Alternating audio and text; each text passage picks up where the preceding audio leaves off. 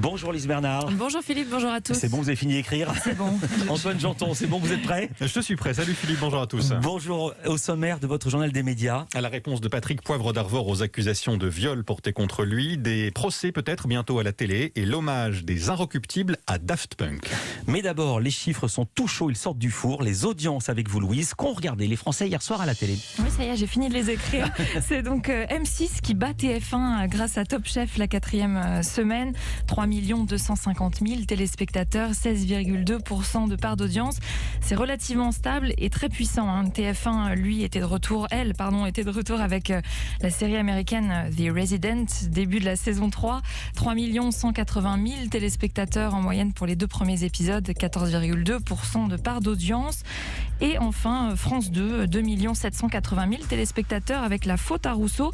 Ça reprend des couleurs, c'est la 3e semaine de cette série, 12,4% de part d'audience, un peu mieux que la semaine dernière. Culture Média. Et place au journal des médias, Antoine Janton, avec à la une des procès peut-être bientôt diffusés à la télévision. C'est ce que souhaite en tout cas le garde des Sceaux, Éric Dupond-Moretti. C'est l'un des points de sa réforme de la justice. Aujourd'hui, diffuser une audience en France, c'est interdit. Seuls quelques procès historiques ont eu droit à une dérogation. Dernier exemple en date, vous vous en souvenez peut-être, le procès des attentats de janvier 2015, c'était en fin d'année dernière. Si la loi était adoptée, c'est France Télévisions qui pourrait diffuser ces procès. En tout cas, le ministre de la Justice a dit être en discussion avec le groupe public. La justice à la télé, ça ne se fait pas en France, mais ça se fait déjà dans quelques pays, aux États-Unis notamment. Louise Bernard, cela fait près de 60 ans même que les procès peuvent être filmés et diffusés à la télévision. Ouais, les Américains raffolent d'ailleurs de ces émissions judiciaires et images de procès. Toutes les chaînes en diffusent, CNN, NBC, CBS. Et depuis bien longtemps, le premier procès visible à la télévision américaine date de 1959 à Indianapolis. Je ne sais pas si vous étiez né, Philippe. Non. Une femme accusée de meurtre par jalousie. Depuis, les États-Unis sont allés beaucoup plus loin avec la création d'une chaîne entièrement dédiée à la justice, Court TV. 24 heures sur 24, 7 jours sur 7, vous pouvez regarder des émissions judiciaires et surtout des procès en direct. Ce fut le cas de celui d'O.J. Simpson, très médiatisé, retransmis en temps réel, qui a fait les beaux jours de la chaîne d'ailleurs pendant presque toute une année avec un nombre de téléspectateurs qui explosait. Petite précision, il y a quand même quelques précautions de prise pour les procès en direct. Une diffusion avec un très léger différé pour pouvoir masquer des informations comme les adresses ou les noms des jurés. Et lundi prochain, gros événement pour la chaîne d'ailleurs, le procès du meurtrier présumé de George Floyd que les Américains pourront donc suivre depuis leur canapé. Et cela arrivera peut-être donc un jour en France où le texte de loi doit être présenté en Conseil des ministres le mois prochain, mi-avril, donc, et être soumis au vote du Parlement au mois de mai. Et puis en France, on se pince le nez, mais les chaînes françaises ne se gênent pas pour diffuser les procès américains. À Reims, un homme mis en examen et incarcéré pour tentative de meurtre. C'est le principal suspect de l'agression d'un photojournaliste samedi dernier dans le quartier Croix-Rouge, un jeune de 21 ans. Il est soupçonné d'avoir frappé Christian Lantenay pour l'empêcher de faire son métier, selon les mots du procureur de la République de Reims. Il aurait porté des coups à la tête alors que le photographe était à terre. Photographe qui était encore dans le coma hier soir. Patrick Poivre d'Arvor contre-attaque. Le journaliste a répondu aux accusations de viol portées par l'autrice et animatrice Florence Porcel. C'était dans le Parisien le 19 février dernier.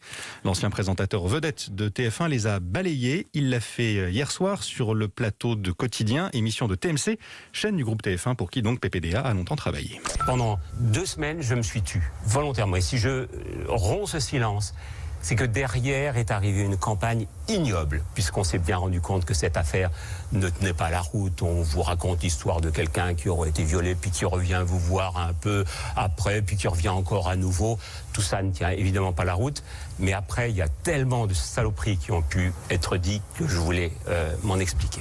Dans les jours qui ont suivi les accusations de Florence Porcel, d'autres témoignages ont été recueillis par d'autres témoignages d'anciennes journalistes de TF1 notamment. Elles ont raconté avoir été mises en garde contre le comportement supposé de PPDA, un comportement sur lequel il est revenu. Ce comportement où il y avait parfois des petits bisous dans le cou, parfois des petits compliments, ou parfois du charme ou de la séduction. Ce comportement, aujourd'hui, n'est plus accepté par les jeunes générations ou par un certain nombre de jeunes générations. Si vous voulez mon avis, je le regrette. Par ailleurs, Patrick Poivre d'Arvor a dit que ses avocats étaient en train de rédiger 2 plaintes, l'une pour dénonciation calomnieuse contre Florence Porcel, l'autre pour diffamation contre le Parisien. La réponse de BFM TV au Canard enchaîné. Non, il n'y avait pas de journaliste ni de consultant de BFM dans un restaurant clandestin le 24 février dernier, restaurant qui se trouve juste à côté des locaux de la chaîne. C'est l'un des spécialistes police-justice de BFM, Raphaël Maillochon, qui l'affirme sur Twitter. Des policiers ont verbalisé plusieurs personnes qui fêtaient le pot de départ d'une employée d'un hôpital, écrit-il. L'humoriste Jarry à la tête d'une nouvelle émission. C'est un divertissement pour TF1 et c'est Téléstar qui donne l'information. Il s'agit de l'adaptation d'un format étranger, Game of Talents, un concours où 2 équipes de célébrités s'affrontent pour trouver les talents cachés de candidats, des acrobates et des chanteurs, des ventriloques d'après le magazine. Ils seront aidés par des indices pour mener l'enquête. Jarry va donc revenir à l'animation, lui à qui TF1 avait confié l'émission Good Singers l'été dernier. Et puis une nouvelle présentatrice pour le Canal Sport Club sur Canal+, justement. Astrid Barr, selon l'équipe, la journaliste en prendra les commandes la semaine prochaine, le 13 mars. Elle va prendre la suite de Marie Portolano qui part elle pour M6, départ dont on vous avait parlé dans le journal des médias et il a été officialisé hier. Et puis un numéro spécial des Inrecuptibles en kiosque ce matin. On pourrait croire le magazine en deuil à regarder sa une, elle est presque toute noire. 2 années comme sur une pierre tombale, 1993-2021 et 2 casques iconiques. Ceux du duo Daft Punk, duo qui a annoncé sa séparation la semaine dernière, on en a parlé aussi ici. Un événement planétaire qui méritait au moins un hors-série des Inrock. Jean-Marc Lalanne, directeur de la rédaction. Leur longévité était tellement exceptionnelle, le niveau de créativité qu'ils avaient gardé sur 3 décennies, avec autant de tubes qui sont vraiment complètement chevillés à notre existence, à nos fêtes, à nos amours. Enfin vraiment les Daft Punk étaient tramés à notre vie depuis presque 30 ans, enfin depuis leur début quoi. Tout à coup c'est comme si on nous retirait quelque chose et on s'est dit à la fois parce qu'on avait déjà tellement produit sur les Daft Punk qu'on avait envie de se replonger dans tout ça et d'en faire quelque chose, mais aussi d'écrire des choses nouvelles liées à l'émotion qu'on avait ressentie.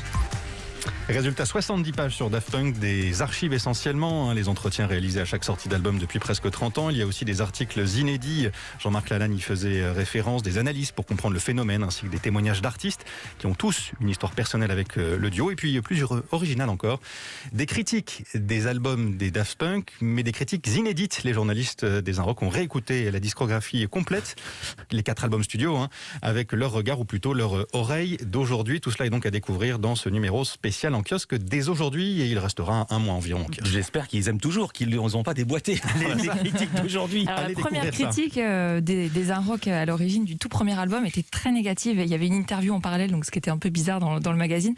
Et depuis, à chaque fois, ils ont adoré. Et là, ils la republient, j'imagine, la première critique. Non, mais ils ont fait une nouvelle. Ah bah, donc cette fois-ci, elle est positive.